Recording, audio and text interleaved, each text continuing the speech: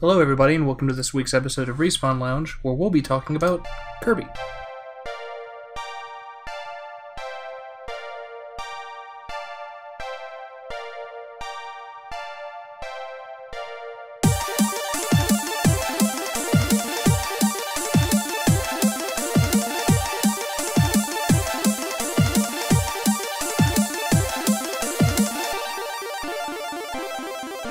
So, this year is the 25th anniversary of Kirby, which, we're dating ourselves a little bit, but during the Nintendo Direct, yesterday's, this is going up today, yesterday, they announced that they were going to make a few, I believe they were 3DS and maybe Switch, little mini games with Kirby, and that they had some bigger project that they hadn't announced yet for later this year.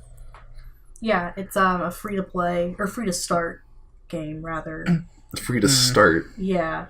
That's Nintendo's models that games are free to start. It's their way of saying free to play because they all do essentially have that energy sort of bar. I haven't played the Kirby one yet. I haven't had the chance, but it did launch yesterday too. Right? Oh, it already came out? Which one? The free to start one. I think it's the mini game sort of thing. Well, there were two. There was the one where it's like a puzzle game. It's a puzzle game where you're just like running around all of Super Mario 3D Land. Okay. I think it might have been that one. Okay, and the other one was like the fighting game that was a mini game in the 3DS ones? Yeah, I think it is the puzzly one. Okay. Yeah, it did launch during, I believe, the Direct, which is something really cool that Nintendo does every once in a while, is they'll actually launch games in the middle of Directs. They're like, oh, it's free right now, and then... Yeah, because apparently they didn't learn their lesson from Sega. Yeah. Yeah. So...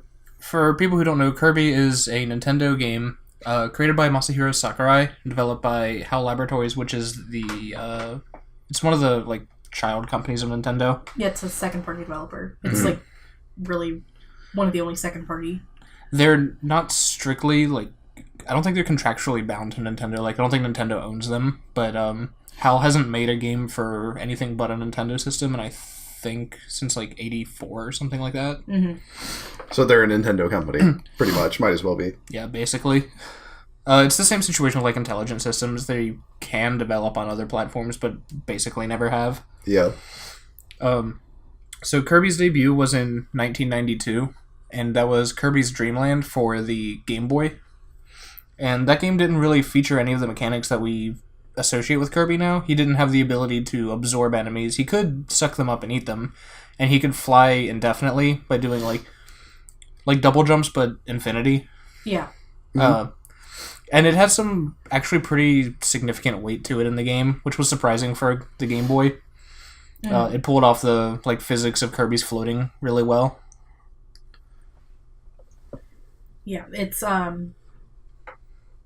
Kirby is definitely one of Nintendo's kind of only, he was their kind of poster child for the mobile or handheld franchises. That and Pokemon were really there too, because Mario is a lot on Game Boy and the DS and everything. But you'll also find console Mario games, and Kirby now has console games too. But for a while he was strictly strictly handheld. The second Kirby game was a console game. Really? It was Kirby's Adventure. Oh yeah. It just came out I think the SNES came out in 1992, so this came out a year after that. And that's kind of a trend with Kirby games, is that they tend to release towards or at the end of a platform's life cycle, which is interesting. Odd. It almost insinuates that Nintendo doesn't think that Kirby will push platforms, but it is. They think it's a title that people will pick up if they already have the platform. Yeah. Which to me is untrue. A lot of my favorite games are Kirby games, and I have held off on buying a platform before because I was waiting on a Kirby game to be announced for it. And everyone's different. A lot of people feel that way about Metroid and haven't bought a console in 10 years. Yeah. Just dying. Kirby is so good. So small. Small pink orb. Yeah. I like that, within, Nintendo canon, sort of, Kirby's, the most powerful character because he has the ability to destroy worlds and stuff, but he's just a baby.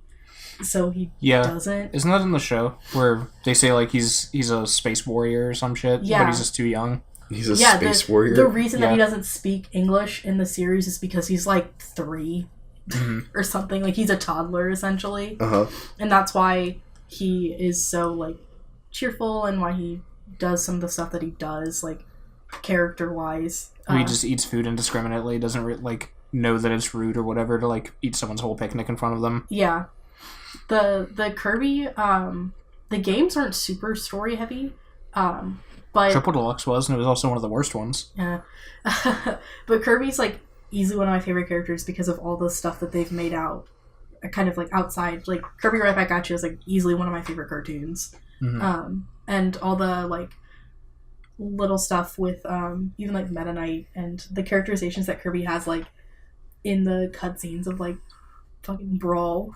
Yeah. He's just like, oh, he's so good. So, something that's really interesting to me is that there's been a Kirby game on every single Nintendo platform, except the Virtual Boy, obviously. But the GameCube didn't have a traditional Kirby game. It only had Kirby Air Ride. Ugh. Oh, I forgot about Kirby Air Ride. Yeah, and a lot of people have a lot of nostalgia for Air Ride, and I think it's terrible. and have good feelings about Air Ride. Let me tell you, folks, I bought Air Ride again recently. It's not as good as you think it is. Yeah, no, Air Ride is the bane of my existence. Actually, it's not. You say that once an episode. Yeah. I have very strong feelings about Air Ride, and they're not good. This is an anti-Air Ride podcast. Okay, I do like Air Ride. I don't think it's like an end-all party game. No. Because City Trial's kind of fun. Yeah, City But- Trial's kind of fun. See, I really like racing games, and it's just not Not super really that. Yeah, well, it is kinda tries to do strictly a that. racing game. But, Yeah. like, it's Mario Karty, but not quite as fun as Mario Kart, but it's also, like, kind of too random to be, like, competitive in any meaningful way. Yeah. And the drifts are weird. The vehicles have like really weird physics. And most of the vehicles suck. So, in Kirby Air Ride, Yeah, no. I have to explain this game a little bit for this to make sense. So, in Kirby Air Ride, you only control the game using the A button and the joystick. So, the A button, if you press it and nothing's around you, you'll, like, smash down and, like, that's how you, like, do the brakes so you can drift like you do in, like, Mario Kart. If you're near an enemy, the A button will instead suck up the enemy, and then you can spit him out or eat him or whatever. And that's basically it. You can also, like, press the A button to use your powers, but when you use your powers, you'll still, like, kind of push down on your star that you're riding, and it'll slow you down. Mm-hmm. So it's kind of cool that it's that simple, but I think it, like, given the number of buttons on the GameCube controller, there were a lot of mistakes that could have been easily handled. Yeah. It's also the multiplayer is just not fun at all because you can't do multiplayer races. You can do multiplayer races, but only 1v1, or, like, only with a number of players. You can't have CPUs. And you also, there is no Grand Prix mode in the game. Yeah, so it's... Which is really bizarre. Yeah, it's, poor Kirby. He could have had such a fun racing game, but they did that to him. There was also a third mode that nobody remembers. And I don't remember the name of it, but it's the one where... It's so mysterious that all have forgotten. No, it's called Top Ride. The one where it's the Mario Party minigame, the go-kart one. Oh. It's literally that, and it's awful, and it's an entire game mode. And you know how City Trial and the regular racing mode both have 120 unlocks? Yeah. So does that shitty game mode. Oh. Yeah. I don't think there are 120 things you can do in it. Yeah. So much of my, like, memory was my brother, like, begging me to play City Trial with him and just hating it because there's nothing to do. Like, sure, you can break this tree, but then the tree's gone and then you can't break it anymore. Mm-hmm. Like, there's just nothing. Especially when I would play with him because he'd already gotten all of the things. So it was just riding around in a city trying to kick him off of the best cart in the game. Mm-hmm. Yeah, so like I was saying, most of the carts are awful. The ramen truck sucks. Yeah. It's really cute, but it sucks. So you get, like, the Warp Star, just the regular-ass Warp Star, and then you have the Wing Star, which is good for gliding, and then you get the Shadow Star, which is good at gliding and like riding on the ground. It's just fragile. But because races happen so quickly, that doesn't really matter. Yeah. But then because races are like 2 to 3 laps, in one case 1 lap, there are like the bigger, bulkier stars that'll take a bunch of hits, but they're slower. But that doesn't matter because someone's just going to get ahead of you at the very start of the race, and then you'll never see them again. Yeah. They're doing Kirby a disservice. It could have been so good. City Trial is like a little bit better about your carts actually mattering. What is? City Trial? Oh, yeah.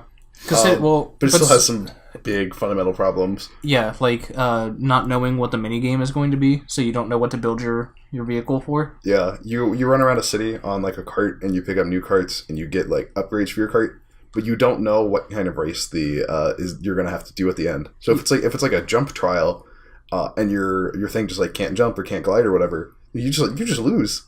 It doesn't matter how good like all the rest of your stuff is. Yeah, there are some stars that literally cannot jump. Yeah, and cannot glide. Yeah, it's and it's so unfortunate because like Kirby is that like little dose of fun that he's always been upbeat. Like Nintendo of America can try to change his face on the cover art to be as angry as they want, but at least they don't do that anymore. Yeah, but that's not gonna stop Kirby from being just like a little ray of sunshine. Yeah, it's weird because so like during the NES days and like early SNES, Nintendo of America was really horrible at localizing games because they assumed Americans hated anime, but they don't. Yeah. I don't know if you've ever been on the internet, but those Americans sure do love their animes. Yeah, so there were all kinds of games that they would change the design for and whatnot. One of the more infamous ones was the Ranma 1/2 fighting game that they like changed everyone to generic ass characters, and Ranma 1/2 fans were really excited for the game until they saw that, threw a fit, and then they localized the second one correctly.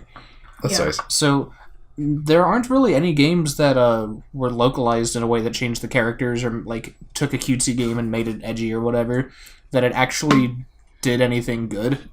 Yeah.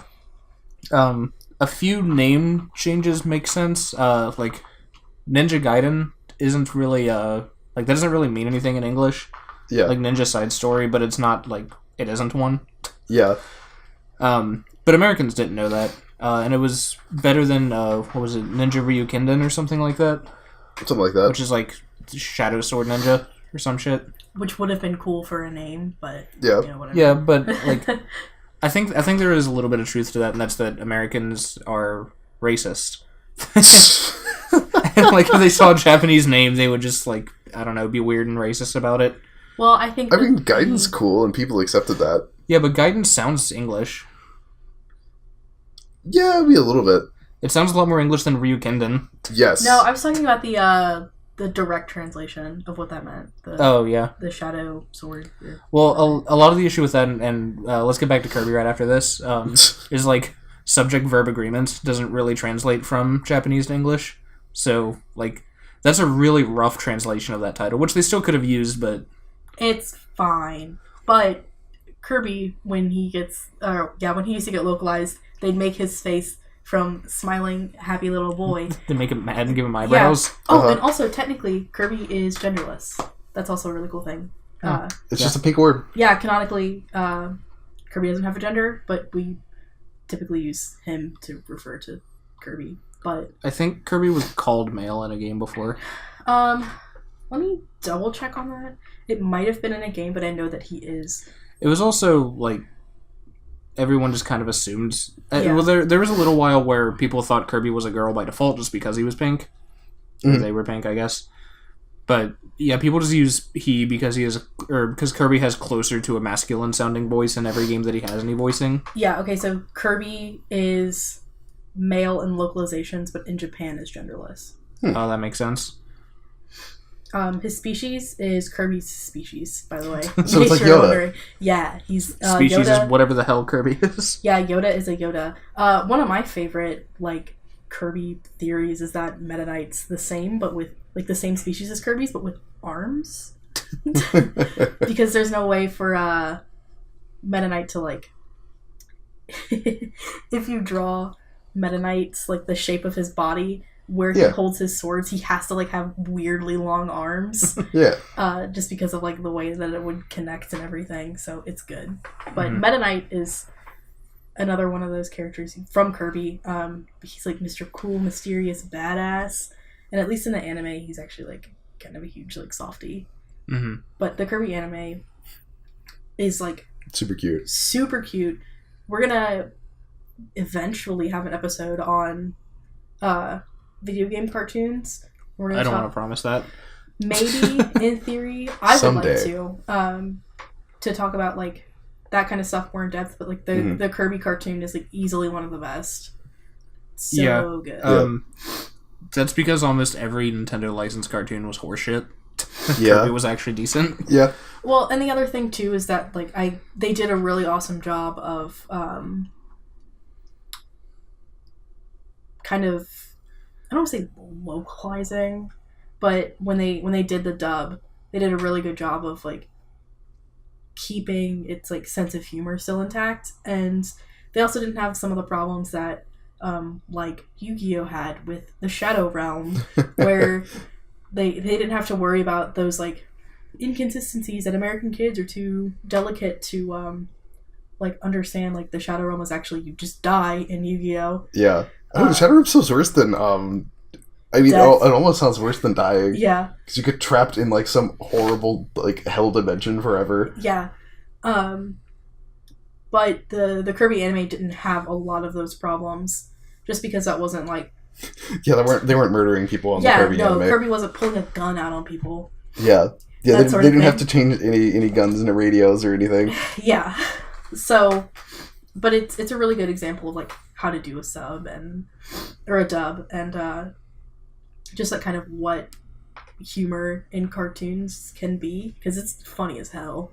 And also, I love Meta Knight and the Waddle Dee. They're so good. My favorite character from the anime is Escargoon. Yeah, he's good too. He's great. That's the best name anyone's ever made. Yeah.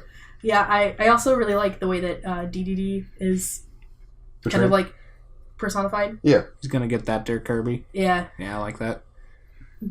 It's so good. I like it because it's juxtaposed against in the video games that he's voiced, where his voice is Yeah, and he has like this horrible like New York accent or something. Yeah, he's from Brooklyn in the anime. Yeah.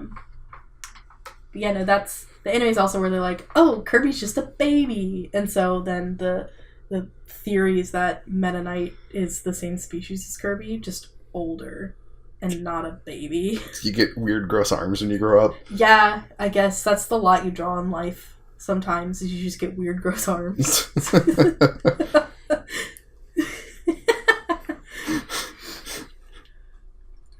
Unfortunate. Yeah, Meta Knight actually appears in Kirby's Adventure, so the second Kirby game, and he's been in a lot of the other ones. I think all of them except for Kirby 64, which is 30% of why that game is horrible. Okay, so I wanna like kind of briefly touch on all of the Kirby games that aren't like mini games like Dream Course and stuff like that. Yeah. So Kirby's Dream Land 1 is really interesting and pretty fun. Kirby's Adventures is excellent, and I think probably the best or like second or third best NES game. After like Mario 3 and then like maybe Mega Man 2. All right. Dreamland 2 is pretty cool, not super important. Dreamland 3 is awesome. One of the best SNES games. Superstar is really cool. It's a collection of like short campaigns. Yeah. But it's actually really fun. A lot of them do like sync together. And it's multiplayer, which is awesome. Yeah. Is that the one you can make out in? That's one of the ones you can make out in. What? So since you can play it multiplayer, if you eat food with Kirby, you can like have the partner come up and then they just like hug, but it totally looks like they're making out. Oh, okay. Oh, to that's like cute. share the food. Yeah. Well, because it's like Kirby's eating food to gain health, and then when you like hug your partner, they also gain health. So then everybody's like they're like sharing food, which is gross. Yeah. And then in 2000 we get Kirby 64, The Crystal Shards. Mm-hmm. And I used to think that was my favorite Kirby game, and I went back and played it about a year and a half ago, and that game is ass. It's actually horrible. Now, everyone always says, like, oh, but it's cool because you can combine powers, and that part's really awesome. Like, yeah, you're right, that part's cool. Too bad the rest of the game sucks. Mm-hmm. It's... So, yeah. It doesn't have many of the powers that the previous Kirby games does. Like, for example, there isn't a sword power. Huh. You do have, like, the boomerang power and the needle power, and then, like, one of the two variants of the fire. Yeah. And you can combine those into other stuff. Most of the time, it doesn't make your power that much better, it's just cooler. But a lot of the... I think every level has, like, some kind of wall or barricade or something, and it'll be a color or a combination of colors. And that wall can only be broken down by the power or a combination of powers that are represented there. So if it's like yellow and green, you have to have the boomerang and the needle power. So it's like elemental resistances sort of thing. Kind of, yeah. Okay. And that can get annoying because, like, until you find that point in the level, you just don't know. Yeah, yeah. So you end up having to, like, replay a bunch of levels to unlock all the stuff to get to the real ending to fight the real final boss, which is a cool final boss. Yeah. It's Dark Matter. Okay. Who is, like, implied to be the, like, overarching antagonist of the entire Kirby franchise. Yeah. But the game controls really slow.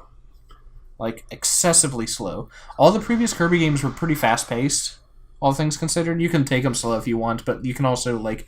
You have a lot of mechanics to breeze through stages really fast. Mm-hmm. Like, you don't kill enemies by jumping on them, but you can kill enemies by, like, getting up pretty high in the air and then going into free fall and landing on them. Yeah. So, a lot of levels are, you know, concise and built in such a way that you can... I don't want to use the word speedrun, but, like, get through them really quickly and efficiently like that if you're just good at the game. Kirby 64 has no such thing, and it interrupts gameplay a lot to, like, kind of show off the spectacle of 3D technology. It just did not translate into 3D space very well. Mm. It still is a 2D platformer, but it's really obvious they're trying to show off what they can do with 3D in it. Yeah. And I think the game suffers pretty badly for it. Okay. So, again, that was in 2000. We didn't get... Oh, before we move on, are we going to talk about Kirby's Tilt and Tumble? I don't think I've ever played that. It also came out in 2000. 2001. Did it? Yes. Oh. I'm looking at 2000 on this. It's weird. Oh, that's probably the Japanese release then. Oh, that makes sense. Oh, hey, it's next on the list. Good. Yeah, so I guess you can talk about Tilt and Tumble then. So Tilt and Tumble was a game for the Game Boy. And it was one of those, like, big Game Boy games where you had to put, like, extra batteries into the game so that it could function. And it was, as the name implies, a game where you just, like, tilt the Game Boy around to move Kirby around. Which I thought, gyroscope? Yeah, I used a gyroscope, which I thought was, like, the coolest thing ever when I was, like, a little child. Mm-hmm. But it's fun. I don't remember if it was actually good at all, though. Yeah. Kirby for a little while, and still kind of continuing so, is kind of just a face to plaster onto weird games like that. Yeah. Yoshi has had a few situations like that as well, with Yoshi Topsy-Turvy, I think we talked about before. Yeah, the one where, like, you picked what console you were playing it on, between Game Boy and, like, DS and stuff, and, like, it had gyroscope built into it. Yeah. So yeah, Kirby was kind of just a face to stick onto, a mask for these little mini games. Some of them really benefit from that, though. Kirby's Dream Course is a surprisingly fun golf game that, like, really wouldn't be the same without the Kirby aesthetic.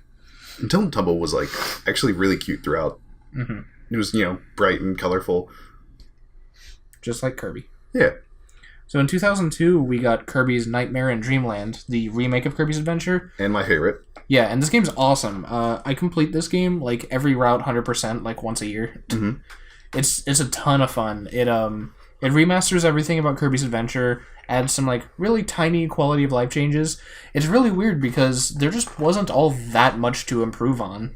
Yeah. Like, Kirby's Adventure is... I'm not going to call it perfect, but it's, like, pretty close to, like, infallible. There's not really anything I complain about with this game at all. I think it's thoroughly fun. I think it's exactly as long as it needs to be.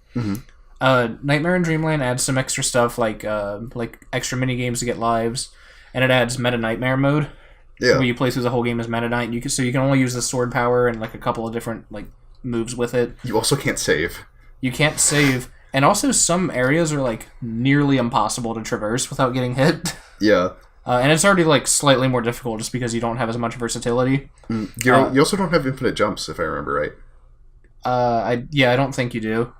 You still have like 5 or 6, but you don't have infinite. Yeah. And also you only have 3 hit points instead of 6. Yeah. But yeah, that game's really awesome. It's, I believe, on the Wii U Virtual Console. So, kind of hard to hunt down the cartridge now, but you could probably get it pretty easily through that. 2003 had Kirby Air Ride, which we've already talked about. But 2004 had Kirby and the Amazing Mirror. Did you ever play that one? I did not. It's when they were starting to push the multiplayer stuff, that like the link cables that they use for Pokemon, and you could sync up with 4 Kirbys, and you could all traverse through this like kind of open world environment and go like your own separate paths and complete tasks in different orders. And you could communicate with a cell phone, which is very 2004. Yeah. But you could call up your Kirby squad and then just go like run a train on a boss and just beat his ass. But if you were playing multiplayer, you could both like you would just like send out a signal on the phone and then you could like warp to your buddy and help him out. That's cool. Yeah, and it was really helpful for like some puzzles required multiple Kirbys to be available to solve them. So it was really useful for that. It's one of those games that I really think would benefit from being on the Switch. Yeah. It'd be a very good Switch game. The issue with that is without 4 screens, you can't really do the whole like running off and doing your own thing. They could split screen it, I guess. Oh, that'd be cute to do on the 3DS though, with the infrared and everything. Yeah. And it was one of the ambassador games, I'm pretty sure, but I don't know if they added that function to it. Yeah. So 2006 or 2005 rather was Kirby Canvas Curse, which I didn't actually play. I didn't play any of the DS Kirby games, unfortunately.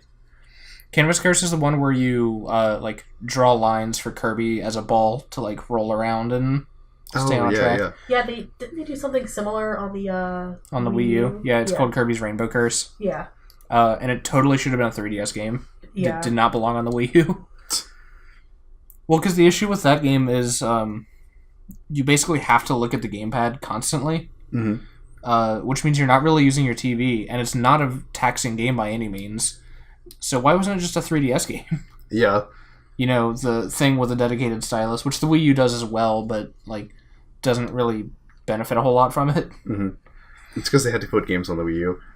Yeah, and now they don't. Yeah, now they don't. Now that's all over after... You can't hurt anyone anymore, Wii U. Those poor games trapped on the Wii U. Alright, and then 2006 was Kirby Squeak Squad, which was kind of just Amazing Mirror 2. I don't know a whole lot about it, but I've heard very good things. It's a game I definitely want to go back and give a try. It's cute. It's really cute. I haven't played a lot of Kirby, but I've played some of the DS ones. That one was a lot of fun.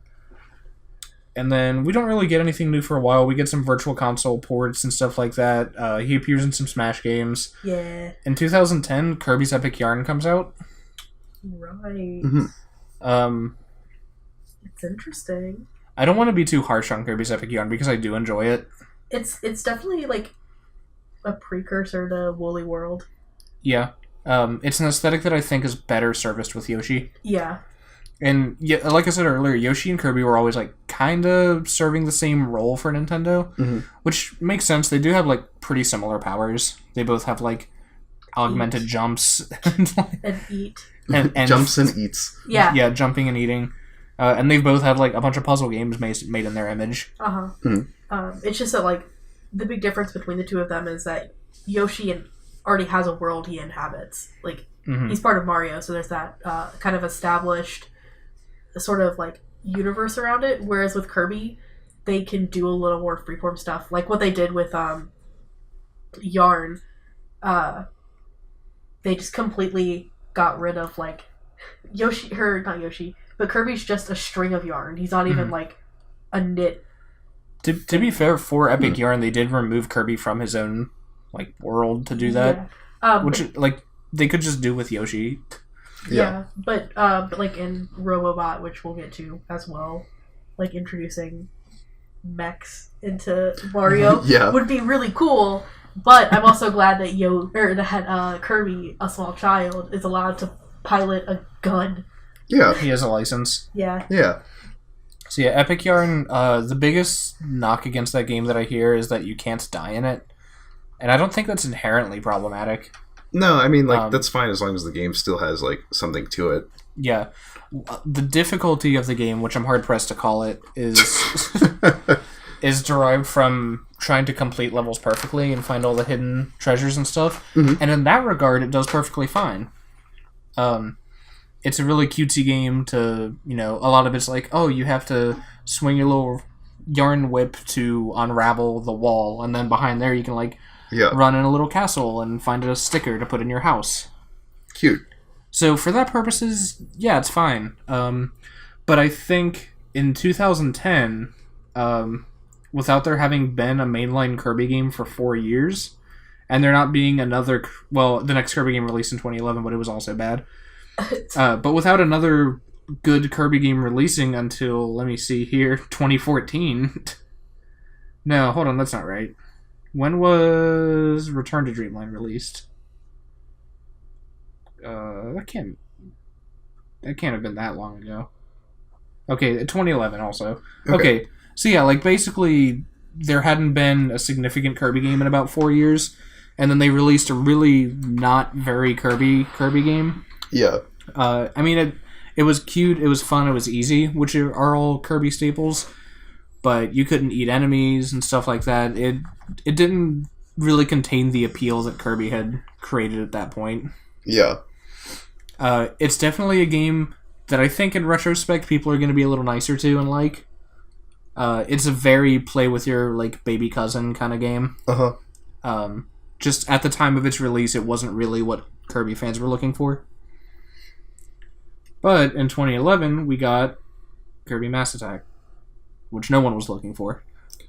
No. It's the Super Princess Peach of Kirby. Don't even talk to me about Super Princess Peach. The game's awful. Yeah. It's just... Poor Kirby. Why did they have to do that to him?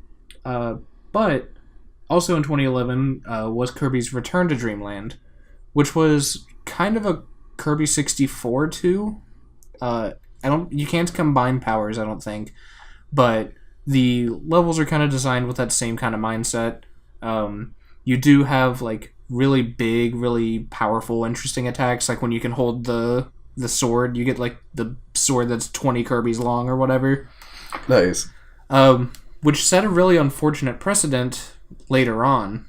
Let me see if anything came out between these two. I don't believe so. Yeah, okay, so 2014 was Kirby Triple Deluxe. This is the game that earlier I said sucked, and it does. So Kirby Triple Deluxe's theme is you can eat these fruits that give Kirby super suck powers. And the joke writes itself, but what it makes Kirby able to do is suck up larger blocks or things like that to just kind of drag them along Zelda style to do basic block puzzles, pull the thing onto the Switch and stuff like that.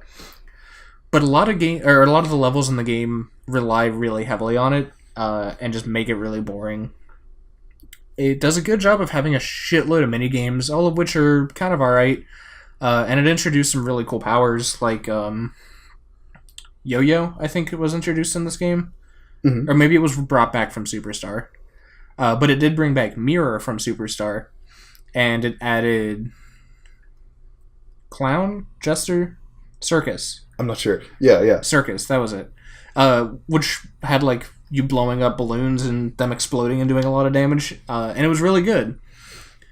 There were almost fighting game long lists of move combos you could do with each power, which was really cool. In the next game though, which was Kirby Planet Robobot, which came out in 2016, thank goodness for this game. It is totally a Kirby Renaissance. With mechs. With mechs, yeah. So, Nintendo, I guess, heard what people were, like the fans saying, Kirby 64 is cool because you can combine powers. But maybe Nintendo was starting to realize, like, Kirby 64 wasn't really that good, so they wanted to re-realize that. And their compromise was to add the mech as a secondary power. Mm-hmm. So if you sucked up, say, a fire enemy and had Kirby with the fire power, that was separate from being in the mech with the fire power. Okay. So you had not quite combining powers, but you had permutations of the same power that would be completely different in the mech. Yeah. The mech was also not indestructible or anything like that. Enemies could still, like, beat you up just as well as they could without the mech, and puzzles weren't so, like, mind-numbingly simple as they were in Chopo Deluxe. Mm. It did a really good job of also using the background and foreground as a plane to platform on. So there were some spots where you would jump into the background and there'd be another track for you to 2D jump and run your way around. And there'd be some, like, hidden tricks you could do with that, some collectibles and stuff like that. So I think Planet Robobot definitely got the sentiments of previous Kirby games that, like, didn't quite take off, and then basically just tries to create those exact same ideas in 2016. And I think they work much better now, and I think they're going to hold up a lot longer. Planet Robobot was definitely my top 5 favorite games of 2016. Nice. Which is great because Kirby hadn't had a truly great game in, I'd say, like, more than a decade. Yeah. Return to Dreamland is pretty cool. I think the last, like, really excellent Kirby game was Amazing Mirror, which was 2004. But granted, I also didn't play Squeak Squad, so that game could be amazing and I just don't know it. I never played it either. So, now it's the 25th anniversary of Kirby. We've got one game out that's free to start. We got another minigame coming that's the fighting game mode. Or the, like, co-op boss rush mode thing where you pick, like, classes. And we've got some, as of yet, unannounced Kirby game coming out later this year. I believe they said holiday of 2017. Okay. So there's still a lot to look forward to with Kirby. My dissenting opinions of Nintendo have probably come across on this show before, but I really, really hope they keep the momentum that they currently have with Kirby. If it were under any other scenario, I would say that there's no hope. Because Nintendo has systematically ruined all of my favorite franchises. Advance Wars doesn't exist anymore. Fire Emblem isn't what it used to be. Mm-hmm. Paper Mario isn't real.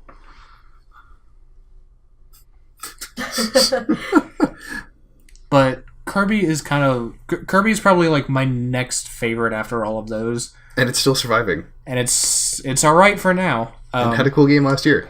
It had the most recent Kirby game was a good game, and a lot of the design choices are indicative of the fact that Nintendo's learned some kind of lesson. Whether they'll have maintained having learned that lesson when they make the next Kirby game, we'll see, because not usually. But maybe. There is hope. It could very well be Kirby's crossbow training. Oh, God. I hope so. That's all I want is a first-person Kirby shooter. Earlier today, they announced that they're not producing any more NES classics. Yeah. Which doesn't make any sense at all. Yeah. Nintendo just hates money. Yeah. Nintendo, as a company, are the masters of baffling economic choices. Yeah. I do heavily, every time we've talked about video games of the past, I have nothing but the highest respect for Nintendo. Their modern incarnation, kind of shaky, to be honest. Mm-hmm. Yeah, really shaky. They have a habit of, and Kirby's a really good indication of this. They have a habit of trying to reinvent a game, and then trying to reinvent that reinvention, and then they forget how they even made the original good game for, like, 10 years. Yeah. So there was a long time where Kirby just, like, there just weren't Kirby games that were traditionally Kirby. There was, like, Canvas Curse, Epic Yarn, Mass Attack. So from, like, Squeak Squad until Return to Dreamland, there just, like, was basically nothing. But there were plenty of Kirby games. It's just that they weren't really what the fans wanted. Yeah. And they weren't what made Kirby stand out in the first place. Now, it's hard to say like it's Nintendo's fault because that implies that Nintendo's like one person. Like Shigeru Miyamoto had nothing to do with that. I'm pretty sure he personally made all wrong decisions. Shigeru Miyamoto did personally ruin Paper Mario Sticker Star. Oh yeah, he's directly responsible for that disaster. Intelligent Systems was making like actually a good RPG, and then he said like no, simplify it. Like, take out the party members and take out the RPG mechanics and stuff. I'm like, you mean take out the reason anyone likes this game? Yeah. We shouldn't do an episode about Paper Mario because I'll just be really mad. Oh, yeah. But hey, that'd be fun. Yeah, for everyone but me. Yeah. No.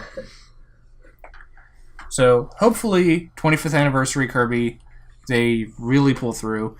They didn't really with Mario. They released that Wii compilation that was fewer games than the SNES cartridge that was the exact same thing. Yeah. And I'm pretty sure they were just ROM dumps. Yeah. Yes. They actually stole them from ROM sites. Yeah. It's hard to believe that Nintendo doesn't have backups of, or like the source code of their old games. It's, some of that is due to like file degradation and just like moving databases. Mm-hmm. But it also wouldn't surprise me if they just didn't have it. Yeah. Well, if they just didn't have it, or they did have it, but it was somewhere else, so they just said fuck it. Yeah. Mm-hmm. Yeah, that's a Nintendo thing to do. Nintendo has been doing this weird dance with the concept of emulation, where they continue to say that emulation is wrong and illegal, and then make machines that emulate games. Yeah. Now, it's kind of clear what they're implying is, like, illegally downloading ROMs is illegal and wrong. Yeah. And, yeah, there's some merit to that. But emulation as a construct, no. Yeah. Like, if I can make my computer perform like a PlayStation 2 and then put a PlayStation 2 game into my computer and play it, that's perfectly legal. As long as you got, legal permission. Yeah. As long as, like, I can play the game and own the game, it's fine. Yeah. If I can play it on a toaster, I'm allowed to. Mm-hmm. So anyway, that's, I guess, it for Kirby, actually. I'm surprised I don't have a whole lot more to say.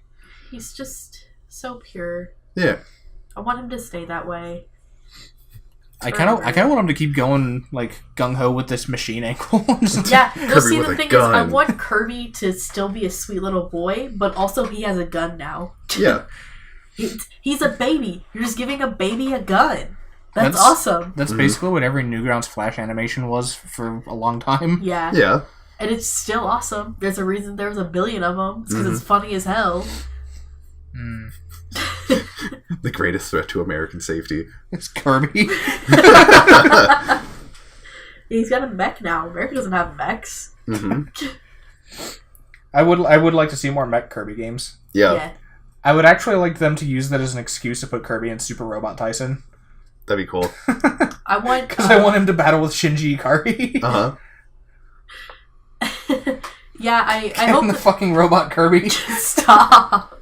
I want them to continue doing the, like, combination of, like, powers and stuff, so it's really cool that the mech is how they're doing it now. I just hope that, like, one day Kirby, like, answers his, like, not Apple phone or something. Uh-huh. Like... That's the only way it could get any better is if they went back to the cell phone idea from 2004.